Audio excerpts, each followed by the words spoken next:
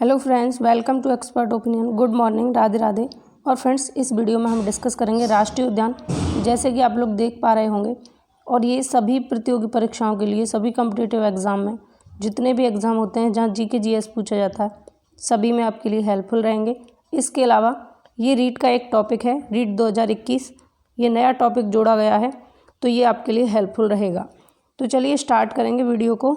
और इसमें से राष्ट्रीय उद्यान से जितने भी क्वेश्चन बनेंगे आपके 1 नंबर 2 नंबर के, वो इस वीडियो से एक भी आपका छूटेगा नहीं, बहुत हेल्पफुल रहने वाली है आपके लिए।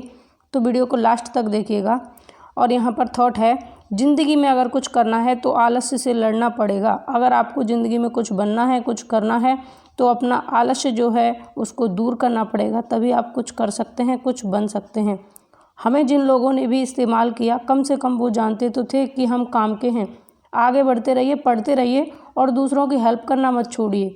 भले ही लोग आपको काम के टाइम याद करते हैं, लेकिन उनकी हेल्प ज़रूर कीजिए, क्योंकि जो दीपक होता है उसको तभी याद किया जाता है जब लोगों के पास में अंधेरा होता है। तो आप दीपक बनिए और इस संसार को अपने उजाले से जगमग कर दीजिए। तो चलिए स्टार्ट करते हैं वीडियो को। वीडियो अगर पसंद आए तो लाइक शेयर आप लोग करेंगे ही। स्टार्ट करेंगे। जूम कर लेती हूँ मैं एक बार। राष्ट्रीय उद्यान, ठीक है, आज राष्ट्रीय उद्यान हम पढ़ेंगे। तो पहला पॉइंट है यहाँ पर, राष्ट्रीय उद्यान को वन्य जीव संरक्षण अधिनियम 1972 के तहत पूर्ण संरक्षण की स्थिति प्राप्त होती है। राष्ट्रीय उद्यान और वन्य जीव अभ्यारण्य दो चीज़ होती हैं, तो इनमें डिफरेंस क्या होता है? राष्ट्रीय उद्यान और वन्य जीव अभ्यारण्य में, राष्ट्रीय उद्यान जो होते हैं इनमें किसी भी तरीके की कोई भी आपको घूमना फिरना, विचरण करना, किसी भी चीज़ की अनुमति नहीं होती, ठीक है।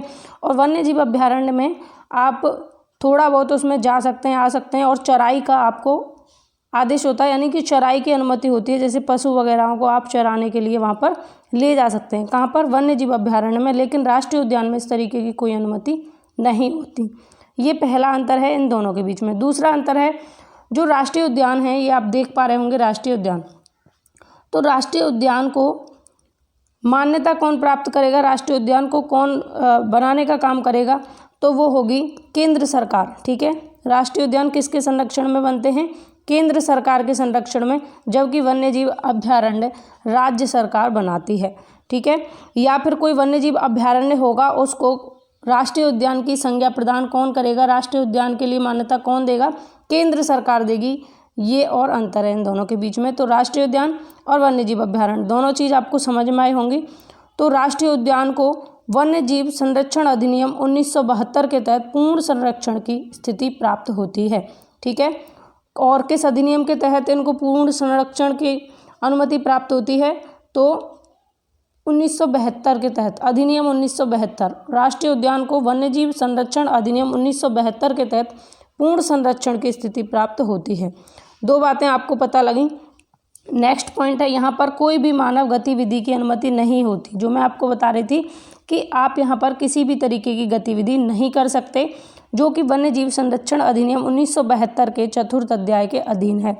तो वन्य जीव संरक्षण अधिनियम का जो 4th अध्याय है, इसमें इस बात को बताया गया है कि आपको यहाँ पर किसी भी तरीके की कोई गतिविधि नहीं करनी है, ठीक है। और इसके अलावा मानव प्रतिनिधि की अनुमति नहीं है यहाँ पर जाने आने की। ये चीज़ आपको पता होनी चाहिए राष्ट्रीय उद्यान में। जबकि वन्यजीव संरक्षण अधिनियम में वन्यजीव अभ्यारण्य जो होते हैं उनमें आप पशुओं को चराने जा सकते हैं। जैसे नेक्स्ट पॉइंट है, वन्यजीव अभ्यारण्य एक संरक्षित क्षेत्र होता है जहाँ कुछ गतिविधि जैसे चराई आदि की अनुमति दी जाती है। तो वन्यजीव अभ्यारण्य क्या होते हैं? ये संरक्षित क्षेत्र होते हैं जहाँ पर आप कोई थोड़ी थोड़ी गतिविधियाँ कर सकते हैं, पशुओं को चरा सकते हैं, थोड़ा बहुत टहल भी सकते हैं, ठीक है। आगे है, भारत में कुल राष्ट्रीय उद्यान लगभग 104 और प्रथम राष्ट्रीय उद्यान जिम कॉर्बेट राष्ट्रीय उद्यान है। कब बना? 1936 में। और फ्रेंड्स, एक चीज़ आपको पता होनी चाहिए कि राज्य सरकार द्वारा पारिस्थितिकीय रूप से महत्वपूर्ण क्षेत्र को राष्ट्रीय उद्यान के रूप में गठित करने की अधिसूचना जारी की जाती है। जो महत्वपूर्ण स्थान होते हैं उनको ही राष्ट्रीय उद्यान के रूप में गठित करने की अधिसूचना जारी की जाती है। और ये किसके द्वारा की जाती है? केंद्र सरकार करेगी राष्ट्रीय उद्यान को बनाने का काम, और राज्य सरकार करेगी वन्यजीव अभ्यारण्य को बनाने का काम, ठीक है। सबसे बड़ा राष्ट्रीय उद्यान कौन सा है? हेमिस है। अब यहाँ से इंपॉर्टेंट चीज़ें होती हैं शुरू। अभी तक तो ये समझो कि आपका इंट्रोडक्शन था वन्य जीव अभ्यारण्य के लिए या राष्ट्रीय उद्यान के लिए, कि इनमें डिफरेंस क्या है। और राष्ट्रीय उद्यान को वन्य जीव संरक्षण अधिनियम 1972 के तहत संरक्षित स्थिति प्राप्त होती है। लेकिन अब शुरू होते हैं यहाँ से कि क्वेश्चन किस तरीके से बनेंगे। क्वेश्चन बनेंगे भारत में कुल राष्ट्रीय उद्यान लगभग कितने हैं, तो ऑप्शन के अकॉर्डिंग आप करेंगे लगभग 104 हैं। और प्रथम राष्ट्रीय उद्यान पूछा गया, कई बार पूछा गया ये क्वेश्चन कि भारत का प्रथम राष्ट्रीय उद्यान कौन सा है, तो आपको ध्यान रखना है जिम कॉर्बेट राष्ट्रीय उद्यान है। और ये कब बना, 1936 में बना था। ठीक है, आगे है, क्योंकि जब भी क्वेश्चन बनता है या तो सबसे बड़े से बनेगा, या सबसे छोटा कौन सा है, या सबसे पहला कौन सा है, इस तरीके के क्वेश्चंस बनते हैं। और सबसे बड़ा राष्ट्रीय उद्यान है हेमिस राष्ट्रीय उद्यान, जो कि अगर ऑप्शन में आपको जम्मू कश्मीर मिले तो आप जम्मू कश्मीर कर देंगे, और जम्मू कश्मीर ना होने पर आप लद्दाख कर देंगे, क्योंकि अब ये अलग अलग राज्य बन चुके हैं। सबसे छोटा राष्ट्रीय उद्यान, सबसे बड़ा हमने जाना, ठीक है। अब सबसे छोटा राष्ट्रीय उद्यान कौन सा है, साउथ बटन नेशनल पार्क है अंडमान निकोबार में, सबसे छोटा। और सबसे पहला कौन सा है, जिम कॉर्बेट राष्ट्रीय उद्यान, ठीक है। और भारत में कुल 104 राष्ट्रीय उद्यान हैं। आगे बढ़ेंगे, नवीनतम राष्ट्रीय उद्यान देहिंग पटकाई, असम सरकार ने 6 जुलाई 2020 को राष्ट्रीय उद्यान के रूप में इसे अपग्रेड किया। अब देखो कितनी बातें आपको पता लगी। भारत का पहला राष्ट्रीय उद्यान जिम कॉर्बेट राष्ट्रीय उद्यान, सबसे बड़ा राष्ट्रीय उद्यान हेमिस राष्ट्रीय उद्यान, ठीक है, लद्दाख में। सबसे छोटा राष्ट्रीय उद्यान south button national park Andaman Nicobar में। अब एक क्वेश्चन और बन सकता है कि सबसे नवीनतम यानी कि सबसे नया राष्ट्रीय उद्यान कौन सा है, तो सबसे नवीनतम राष्ट्रीय उद्यान होगा देहिंग पटकाई। कौन सा होगा, देहिंग पटकाई होगा। कहाँ पर है, असम में। तो असम सरकार ने 6 जुलाई 2020 को, अभी 6 जुलाई 2020 को राष्ट्रीय उद्यान के रूप में इसे अपग्रेड किया, देहिंग पटकाई को। इसका नाम आपको ध्यान रखना है, ठीक है। आगे बढ़ेंगे और कुछ और इम्पोर्टेंट पॉइंट्स के बारे में जान लेंगे। देश में कुल टाइगर रिजर्व कितने हैं, कुल टाइगर रिजर्व 51 हैं। कितने हैं, 51। प्रथम टाइगर रिजर्व कौन सा है, जिम कॉर्बेट राष्ट्रीय उद्यान 1973।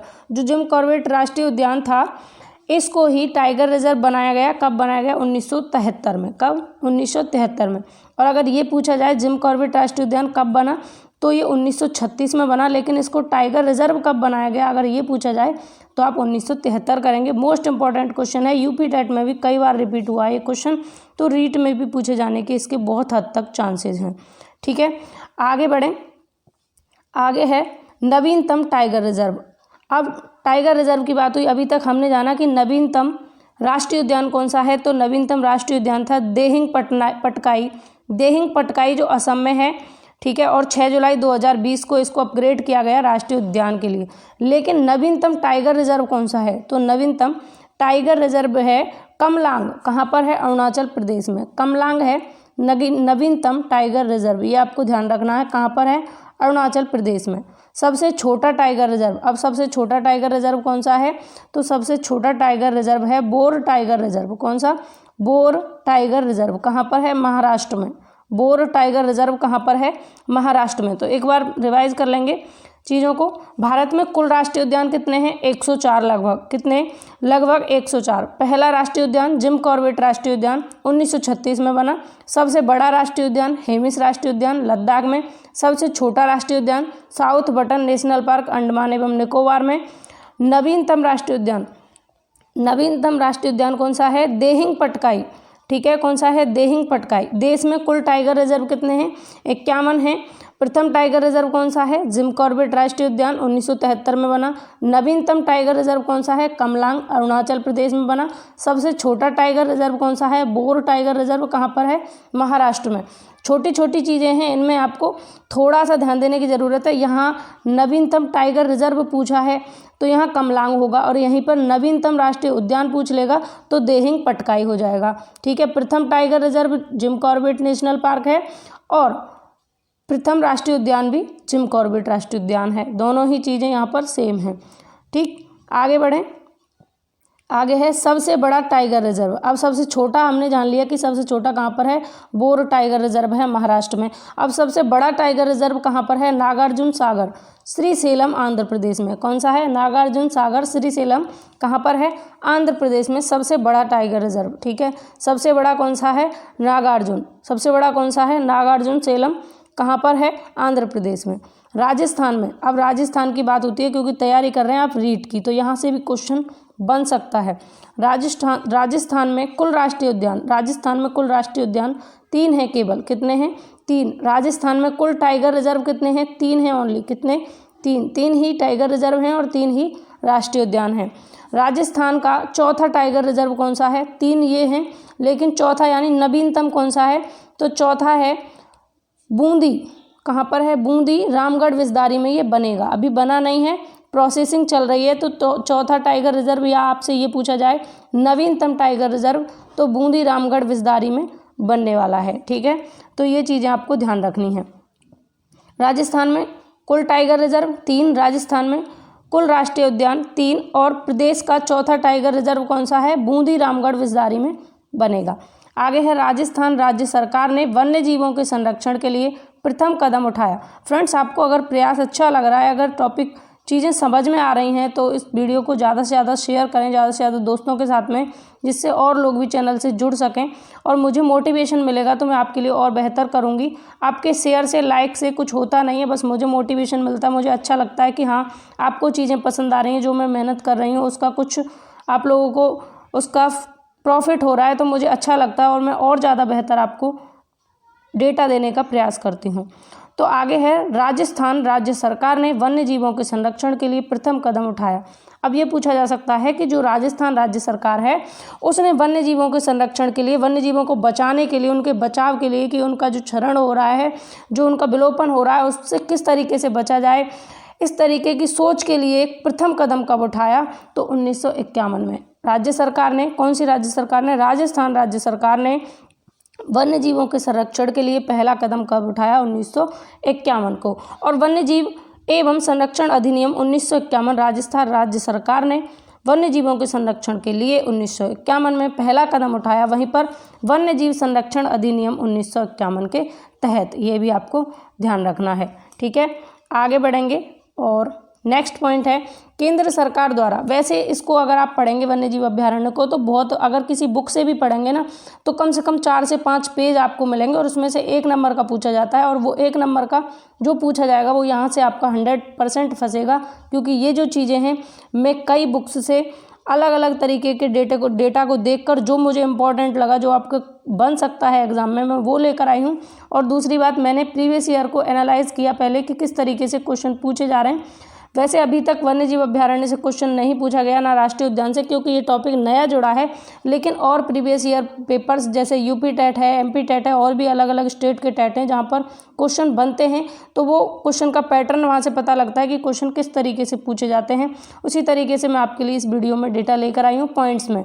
तो आप 10 से 15 मिनट में अपना 1 नंबर 2 नंबर रेडी कर लेंगे। वहीं आप अगर किसी बुक से रटेंगे तो आपका 1 नंबर भी कंप्लीट नहीं हो पाएगा, क्योंकि वहाँ पर कम से कम 5 से 6 पेज दे दिए जाएंगे, उसमें से आपको पता ही नहीं लगेगा कि आपको याद क्या करना है। ठीक है, तो यहाँ पॉइंट में है चीज़ें, आपको महाभारत नहीं पढ़ना है। पॉइंट है केंद्र सरकार द्वारा 1972 में भारतीय वन्य जीव संरक्षण एक्ट तथा 1986 में पर्यावरण संरक्षण एक्ट द्वारा वन्य जीवों की रक्षा हेतु कानून बनाए गए। अब देखिए, ये चीज़ बहुत समझने की है, वेरी इंपॉर्टेंट। ठीक है, तो केंद्र सरकार के द्वारा 1972 में भारतीय वन्य जीव संरक्षण एक्ट तथा 1986 में पर्यावरण संरक्षण एक्ट द्वारा वन्य जीवों की रक्षा हेतु कानून बनाए गए। अब देखो, केंद्र सरकार ने कब बनाए, यानी ये पूछा जाए कि केंद्र सरकार ने वन्य जीवों के संरक्षण के लिए कदम कब उठाया पहली बार, तो 1972 में उठाया। और वहीं पर ये पूछा जाए कि पर्यावरण के संरक्षण के लिए केंद्र सरकार ने कब कदम उठाया, तो 1986 में उठाया। पर्यावरण संरक्षण एक्ट पूछा जाए 1986, भारतीय वन्यजीव संरक्षण एक्ट पूछा जाए 1972, और वहीं पर राज्य सरकार का अगर पूछ लिया जाए कि राज्य सरकार ने वन्यजीवों के संरक्षण के लिए कब कदम उठाए, राजस्थान राज्य ने, तो 1951। तीनों चीज़ों में अंतर आपको पता होना चाहिए। केंद्र सरकार ने 1972 में वन्यजीव संरक्षण अधिनियम एक्ट बनाया, वहीं 1986 में पर्यावरण संरक्षण एक्ट बनाया, और राज्य सरकार ने पहली बार वन्य जीवों के संरक्षण के लिए 1951 में एक्ट बनाया या कदम उठाया। ठीक है, तीनों चीज़ें आपको समझ में आई होंगी। आगे चलते हैं और राजस्थान के प्रमुख राष्ट्रीय उद्यानों के बारे में जान लेते हैं। 3 ही हैं राजस्थान के, मोस्ट इम्पॉर्टेंट हैं तीनों। कौन कौन से हैं? रणथंभौर है, उसके बाद में कौन सा है, केवलादेव है और एक और है मुकुंदरा। ठीक है, कौन सा है, लास्ट आपका मुकुंदरा हिल्स राष्ट्रीय उद्यान है, जिसको दर्रा राष्ट्रीय अभ्यारण्य के नाम से भी जानते हैं। तो चलिए स्टार्ट कर लेते हैं। राजस्थान के 3 राष्ट्रीय उद्यान कौन कौन से हैं।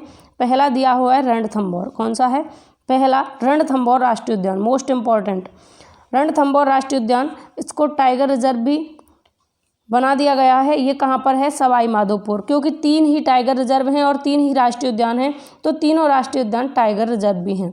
तो रणथंभौर राष्ट्रीय उद्यान कहाँ पर है, सवाई माधोपुर। रणथंभौर राष्ट्रीय उद्यान कहाँ पर है, सवाई माधोपुर। सवाई माधोपुर में कौन सा राष्ट्रीय उद्यान है, रणथंभौर राष्ट्रीय उद्यान। कौन सा, रणथंभौर राष्ट्रीय उद्यान। ठीक, 1955 में राज्य सरकार ने अभ्यारण्य घोषित किया था। इसको अभ्यारण्य कब घोषित किया राज्य सरकार ने, 1955 में। अब देखो, अभ्यारण्य घोषित कौन करेगा, राज्य सरकार। राष्ट्रीय उद्यान कौन घोषित करेगा, केंद्र सरकार। अंतर पता लगा, अभ्यारण्य कौन घोषित करेगा, राज्य सरकार, और राष्ट्रीय उद्यान कौन घोषित करेगा, केंद्र सरकार।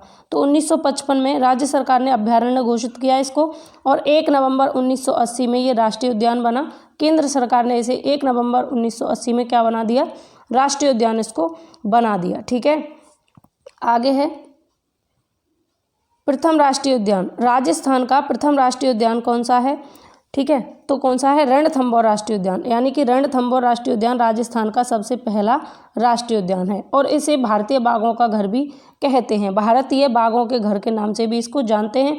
अगर आपसे पूछ लिया जाए कि भारतीय बाघों का घर किस राष्ट्रीय उद्यान का दूसरा नाम है, तो आपको ध्यान रखना रणथंभौर राष्ट्रीय उद्यान। नेक्स्ट पॉइंट है जैव विविधता में वृद्धि चंबल एवं बनास नदियों के बहाव के कारण हुई।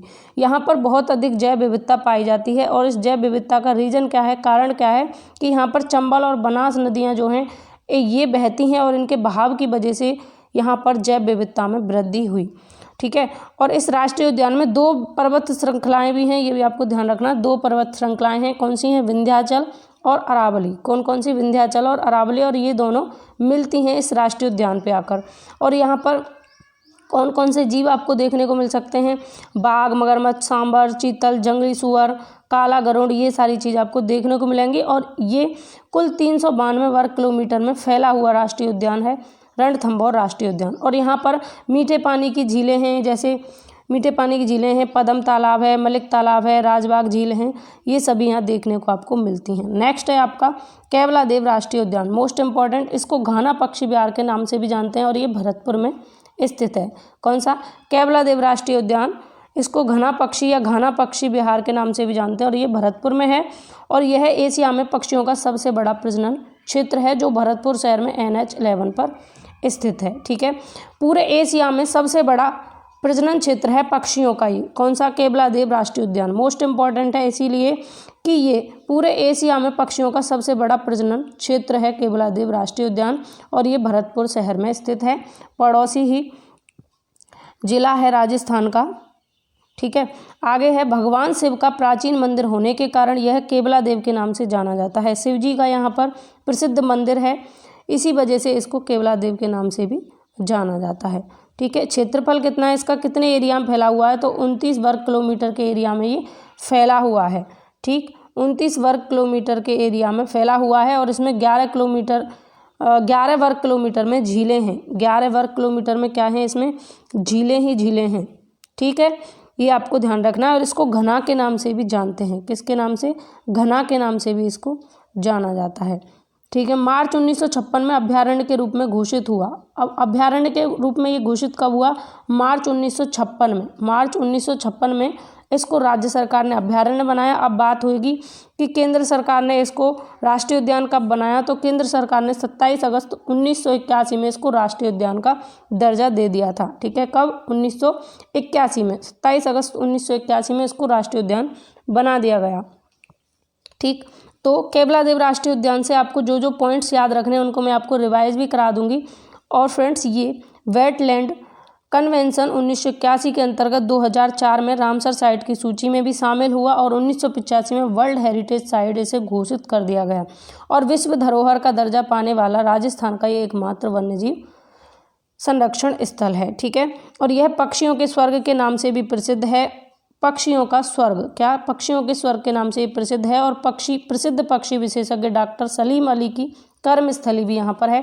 यहाँ से एक और क्वेश्चन आपको मिला कि जो डॉक्टर सलीम अली हैं इनको बर्ड मैन ऑफ इंडिया के नाम से भी जाना जाता है और ये प्रसिद्ध पक्षी विशेषज्ञ थे। कौन थे? प्रसिद्ध पक्षी विशेषज्ञ ये रह चुके। ये इनकी कर्मस्थली थी यहाँ पर इन्होंने बहुत टाइम तक रिसर्च की थी, प्रयोग किए थे पक्षियों पर। किन्होंने? डॉक्टर सलीम अली ने। ये आपको ध्यान रखना है। ठीक, आगे बढ़ेंगे और मैं आपको एक बार इनको रिवाइज करा देती हूँ फिर से। केवलादेव राष्ट्रीय उद्यान के बारे में, एशिया का सबसे बड़ा प्रजनन क्षेत्र है, भरतपुर में ये स्थित है NH11 पर, और इसको घना के नाम से भी जानते हैं और ये पक्षियों के स्वर्ग के नाम से भी जाना जाता है। और फ्रेंड्स, इसको 1956 में अभ्यारण्य के रूप में घोषित किया गया, 5 मार्च 1956 में, और 27 अगस्त 1981 को ये राष्ट्रीय उद्यान के रूप में उभर कर आया था।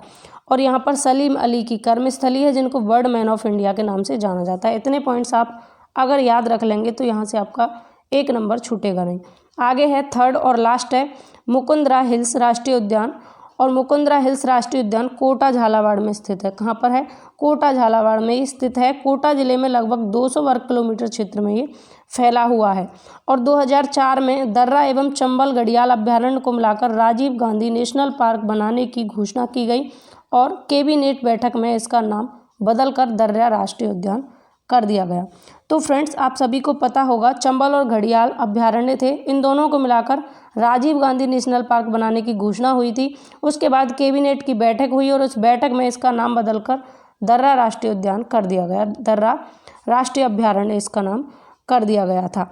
आगे पॉइंट है 17 नवंबर 2009 में दर्रा का नाम हाड़ौती के प्रकृति प्रेमी शासक मुकुंद सिंह के नाम पर मुकुंदरा हिल राष्ट्रीय उद्यान पड़ गया।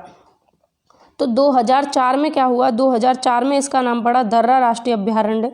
दर्रा राष्ट्रीय अभ्यारण्य किसने रखा? राज्य सरकार ने, कैबिनेट की बैठक हुई उसमें दर्रा राष्ट्रीय अभ्यारण्य इसका नाम रखा गया। लेकिन 17 नवंबर 2009 में दर्रा का नाम बदलकर हिल्स राष्ट्रीय उद्यान कर दिया। किसके नाम पर? एक प्रकृति प्रेमी थे मुकुंद सिंह थे, उनके नाम पर इसका नाम मुकुंदरा हिल्स राष्ट्रीय उद्यान रखा गया। अब यहाँ पर एक और लास्ट पॉइंट है औंधिया। औंधिया क्या है? तो औंधिया जो है ये वन्य जीवों को पास से देखने के लिए एक परंपरा है, यहाँ की रियासती परंपरा है, क्योंकि पास से देखने के लिए, उनका अवलोकन करने के लिए बड़े बड़े स्तंभ बने हुए हैं जिन्हें औंधिया कहते हैं। तो वन्य जीवों को पास से देखने के लिए यहाँ पर रियासतकालीन अवलोकन स्तंभ बने हुए हैं, उन स्तंभों को ही औंधिया कहते हैं। ये भी ध्यान रखने की चीज़ें हैं। और मुकुंदरा की जो पहाड़ियाँ हैं उन पहाड़ियों में स्थित यह सघन वन से युक्त है। ठीक, ये आपको ध्यान रखना है। तो फ्रेंड्स, मुकुंदरा से आपको बस 2-3 पॉइंट्स याद रखने हैं कि 2004 में इसका नाम दर्रा राष्ट्रीय अभ्यारण्य रखा गया।